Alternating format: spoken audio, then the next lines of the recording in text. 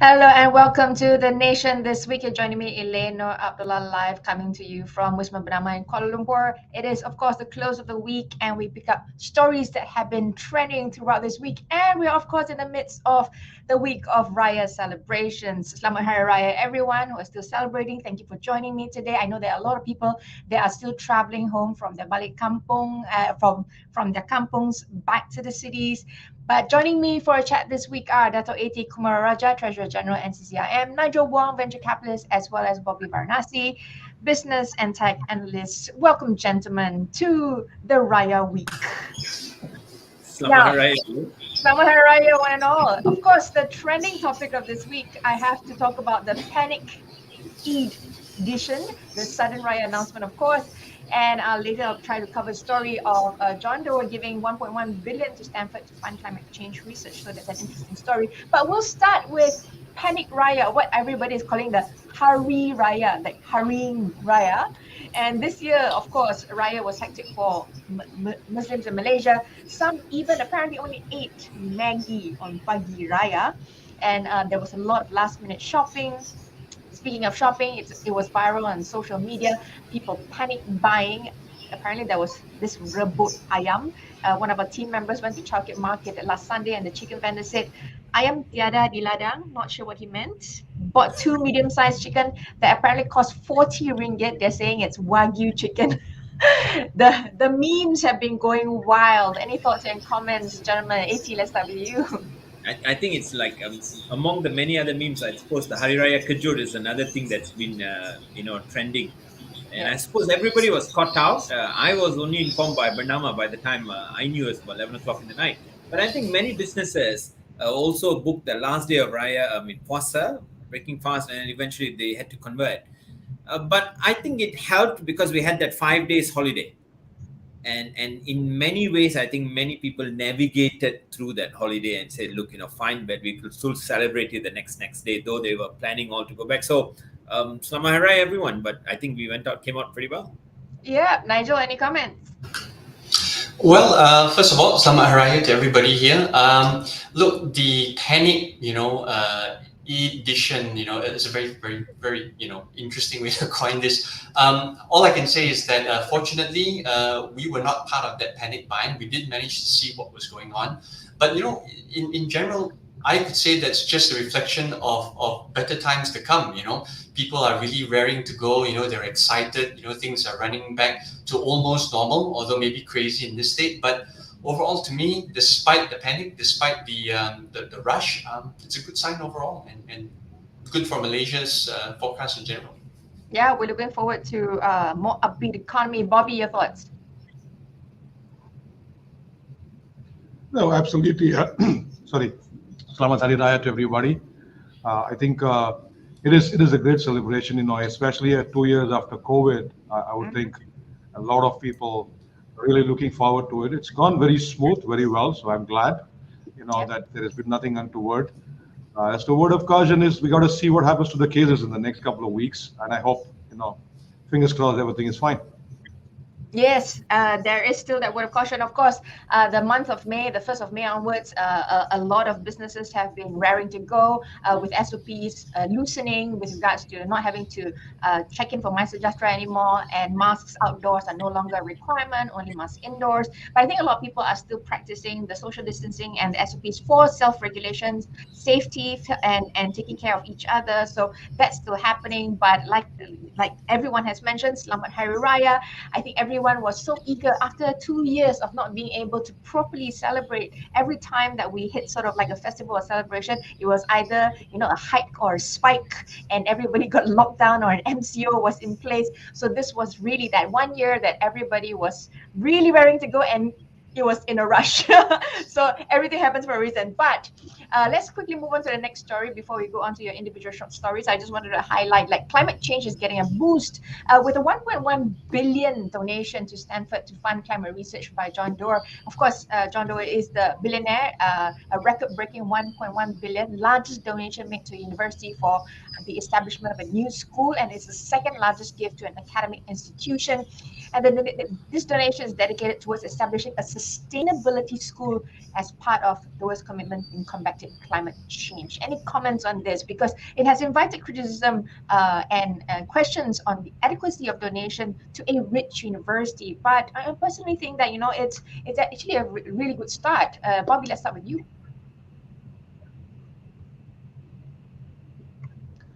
I would look at it, great donation, absolutely. Ongoing research is absolutely critical. That is your crucible for creating new solutions, right? What's missing and completely in the conversation is this is more of a government and an industry problem is we're not investing enough time in first and foremost understanding what sustainability means. It is all about creating, from an economic standpoint, it's circularity of the economy. We do not understand circularity, and I think that is where governments can play a role. Now, how does it happen? Europe is a great example of circularity. Governments enable it by way of tax breaks and incentives for reinvestments. Individual entrepreneurs then latch onto that bandwagon. They will collaborate with the universities to build in new solutions. So we have to build an entire ecosystem.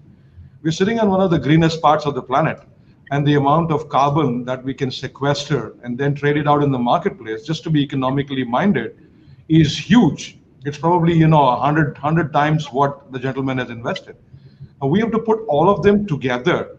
Else, this is what you call between the gap between the cup and the lip, right? We're doing all the right things, but we're not getting anywhere. There you go. Nigel, your comments on this? Well,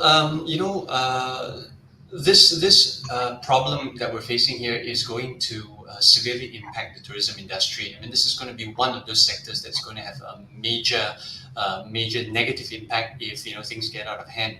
I suppose if we look at Malaysia itself, we're looking at sustainable tourism, being one of our biggest assets, and we are in the danger given the recent climate problems we've had, with flooding, landslides, and all that sort of stuff. We're going to have to be especially mindful that Malaysia is going to be adversely affected if things get out of control. So that being said, in Malaysia itself, tourism does contribute to greenhouse gas emissions quite significantly, if I may say. And in order for Malaysian businesses, tourism businesses, to really contribute and to preserve what we have, there's going to have to be a radical shift in how the government promotes or incentivizes tourism stakeholders to invest in and become more green in their approach, and it's going to have to start now. So yeah, that's. I think we got to find that balance, because tourism does add to the sort of climate impact, but we need to be able to sort of preserve our natural resources in order for us to constantly being able to draw tourism in as well. AT, any comments? No, I think that donation is good for Stanford, right? But then if you look at it from our standpoint of view, I suppose we'll start our ESG journey. I think we're speaking about ESG. I think we have got a tax break in terms of electric vehicles, which Tengku Zafrul gave us for until this year. I'm not sure whether it's going to last in for next year. But I think Malaysia probably starting the ESG journey with regards to whether it's sustainability or whether it's what's happening in the SDG goals.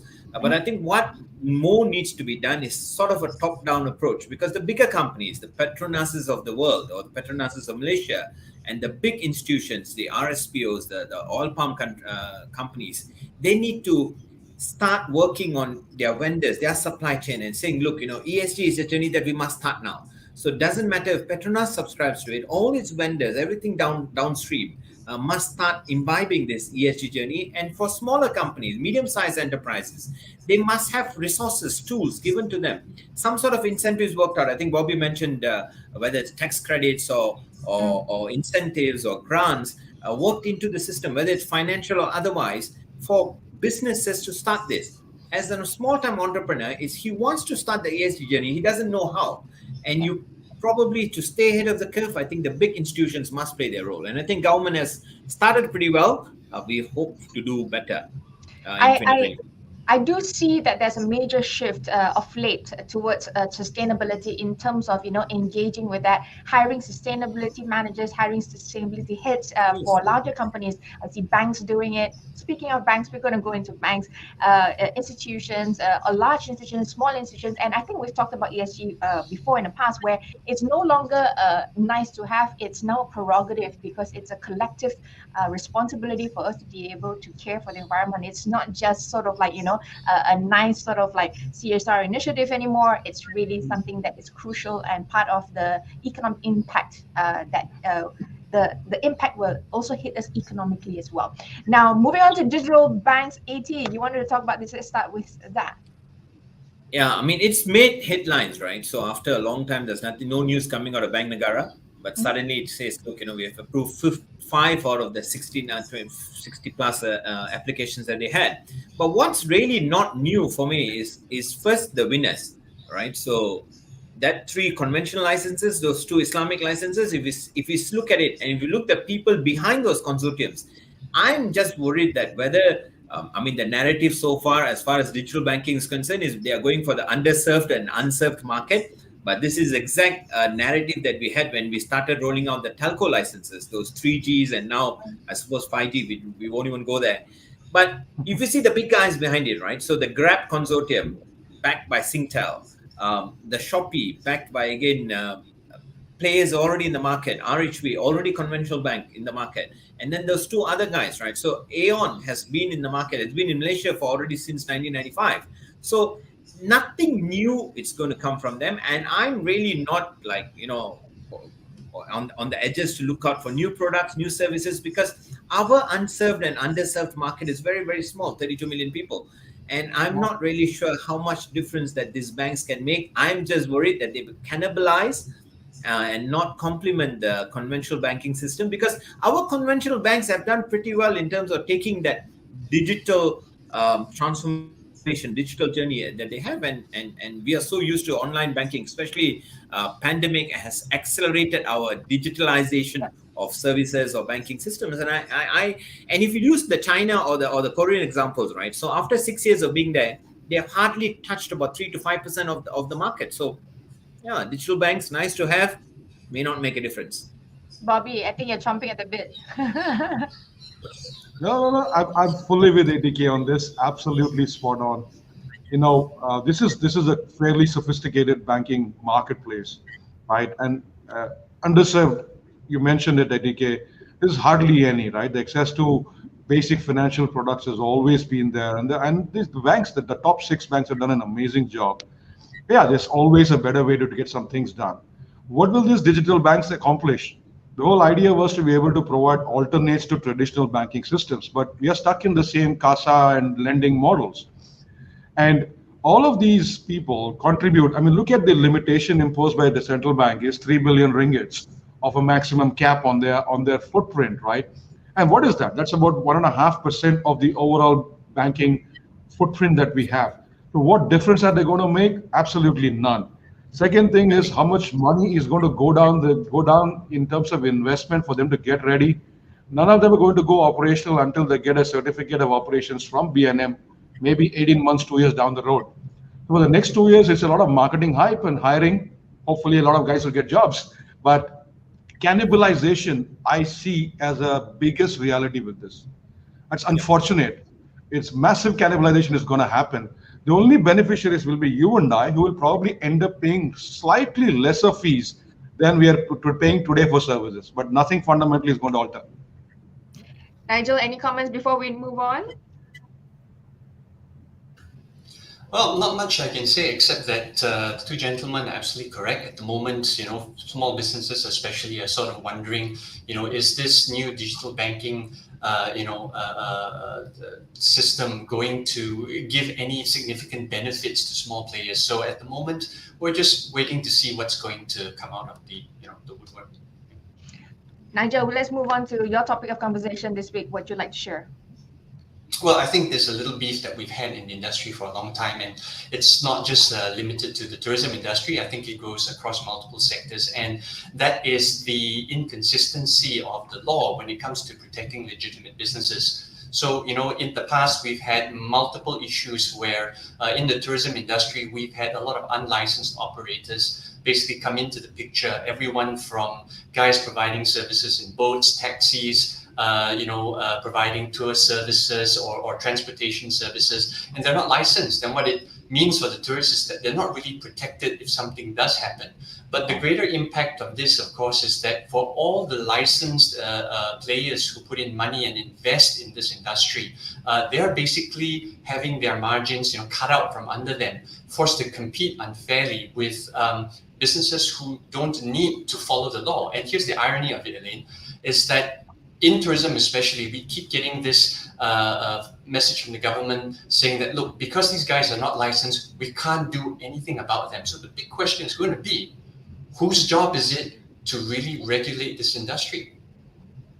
Now, seriously, I mean, that can't be the excuse. AT, do you have any comments? Yeah, that's the thing, right? So we are, our economy is, tourism itself is the third largest contributor, direct about, I think, 7% but indirectly 14% in terms of our GDP, and 3.7 million people hoping on the tourism jobs, especially once China is done with the zero COVID policy and Chinese travelers start traveling. That impact, if the legitimate businesses are not benefiting and those on the fringes of the economy, in so-called the shadow economy, the gray economy, benefit, actually the government doesn't benefit or the nation doesn't benefit. So in many ways, I think we have a window now and the government should regulate this in a pro-business manner and not regulate until, it's not analysis to paralysis, but you should probably regulate this now so that by the time, say, end of the year, hopefully, when the Chinese tourists start stepping onto our shores, that many of our legitimate businesses will benefit and the nation will benefit from economic revival. Bobby? No, absolutely. I think, and me being an avid diver, and I go to some of the remotest corners of the country, which even a lot of people don't go, and I can tell you that what you see in a Kuala Lumpur, Klang Valley, and what you see on those places, you're basically looking at a 100-year differential, culturally or even in terms of access to basic necessities. So it is when we talk of industry like tourism, it is a great channel and enabler for social upliftment. I do not see that. And I go to some of the, trust me, to the remotest places, a lot of Malaysians don't go to as well, right? And the upliftment that is required doesn't happen because we are only looking at the inflow of the money and the capital coming in. We're not looking at the wealth distribution. And Eddie, you made a right point. I think the government today is sitting on an opportunity to say, let me go and revamp the whole thing. A fundamental reset is required, not just extending the same model over and over again. There you go. Bobby, what do you want to share with us this week? We earlier talked about the digital bank that AT brought up, but I think you have more to talk about this. Tell us. Yeah, this is more about the larger digital ecosystem. And I have been significantly disappointed over the past 5 to 7 years with the one step forward, 2 steps backward approach. We seem to have taken collectively as institutions, enterprises, society, lot of talk. I think for a country of 30 million people with 84 different frameworks, does nobody any good, but you don't know where to start, you don't know where to end. And the biggest loser in all of this is those 800,000 SMEs. They don't even know what anybody is talking about. So when we talk about digital transformation, all they understand and appreciate, given their experience with a Grab or a Shopee, is that, okay, let me go and automate my existing workflows and processes. And that also where a very conscientious businessman might do it. The other guys will say, you know what, I am fine writing it in a book, right? My business is okay. We have talked about digital transformation but have not understood what it actually means. It is not throwing technologies at existing workflows and modernizing them from an efficiency standpoint. It is about a fundamental overall of stitching together the entire ecosystem, right? Whichever be the ecosystem, and you use the word ATK, the word upstream and downstream. How do we stitch them together across industries? We lost the plot, and I think therefore we had a 1 step forward, 2 steps backward. High time to reset. And I look at Indonesia or Vietnam, look at the kind of stuff that they're doing, or India. I mean, it is mesmerizing to see what they did not do even 5 years ago. So we have lessons to learn, and I'm not sure if we're ready for it.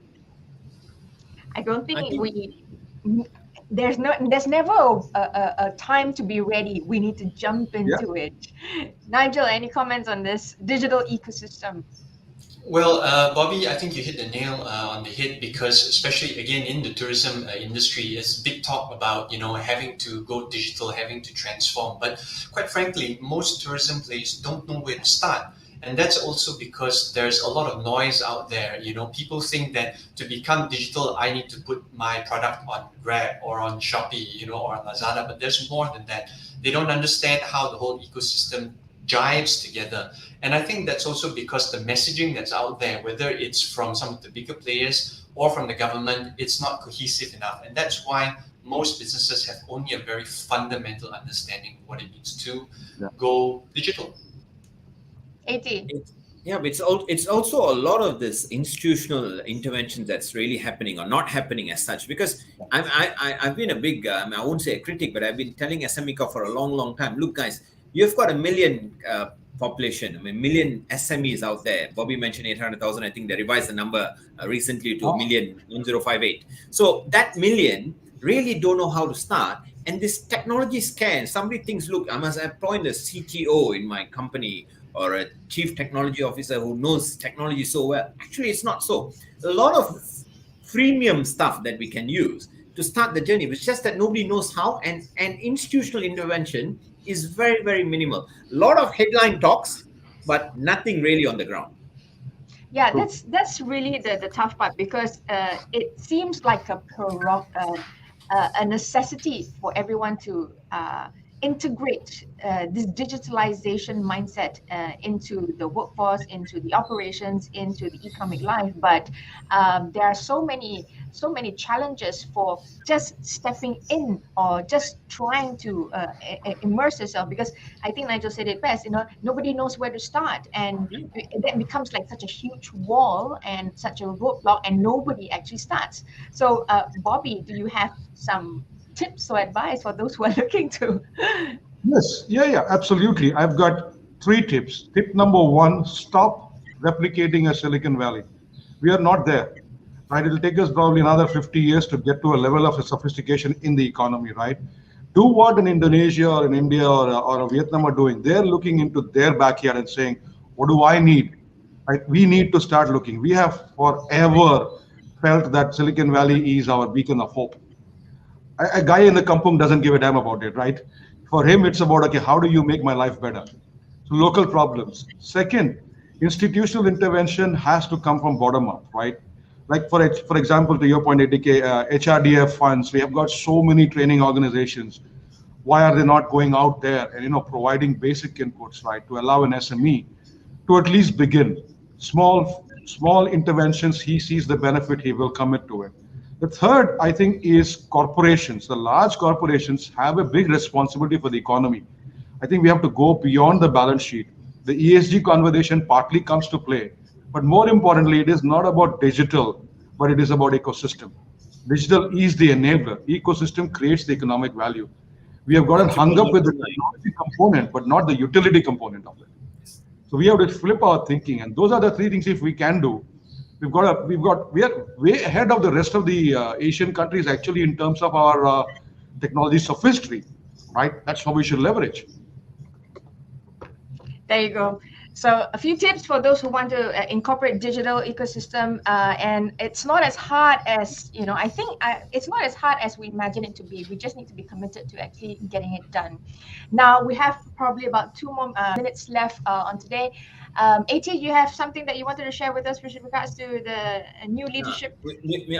I think we wanted to touch it. Bobby mentioned that word again, right? So institutional intervention, and I hope that institutional intervention we started from bottom up. We have got, I don't know whether it's some sort of a milestone that's happening at Securities Commission in terms of change of leadership. I suppose there's a new leadership in place. I wouldn't want to mention, but I think that governance, if institutions are let to erode to such a level that people in the capital markets are not very comfortable coming to our shores, and we're already going to lose out what we're already at the fringes, and we would not make it into the big league if we continue to let some of our institutions erode. And Securities Commission is one of those untouchables, but again, we have got there. Sometimes the floor is given place. We see new lows, and I hope we don't go worse than where we are now. And I suppose I want to leave it at that, because otherwise I could be incited for many lawsuits coming out. Right? You Anybody may not want to call me comment in? Munama, right? Bobby is nodding. Bobby, we'll have a conversation after. Yeah, we should. I was thinking about that exactly. No, you're right. See, the institutional side, we have a lot of good institutions, right? But we have not stitched them together. And we are working in silos. Our governance models go back to the 1930s. If we are not, investing in stitching together, because you see our customers' life, your data, my data, is sitting across all kinds of institutions. And I wonder why the institutions themselves don't collaborate, right?